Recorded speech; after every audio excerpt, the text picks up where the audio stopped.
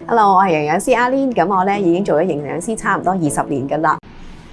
呢幾個星期咧，你哋一定係捱夜睇波啦，睇完波咧又要翻工或者翻學，其實真係幾辛苦㗎。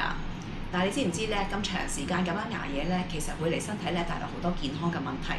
最明顯咧就係睡眠不足，成日攰攰賴咁樣啦，精神唔好，集中唔到，記憶力都會變差嘅。再者啦，其實免疫力咧都會因為咁而變弱，好容易咧中一啲病毒或者感冒㗎。仲有啦，能量下降，成日覺得可能個人好攰啦，冇精神，日常嘅工作咧同埋學習咧都好似好難集中咁，甚至乎有時咧情緒都會有變化，可能咧休息唔夠，個人會容易嬲啦、焦慮啦，或者心情差。長時間係咁咧，可能會影響心臟嘅健康、荷爾蒙失衡同埋腸胃出現問題嘅。呢段時間咧，你可以考慮食啲補充品幫下手，維他命 C 同埋鋅咧可以提升免疫力，咁就唔怕咁容易中招啦。維他命 D 如果平時好少曬太陽嘅話咧，補一下都幾好嘅。B 集咧就可以幫你提起精神，咁就唔會再咁攰啦。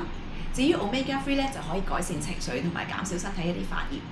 鎂質 Magnesium 咧可以幫你放鬆，等你喺有限嘅時間都可以瞓得更加好。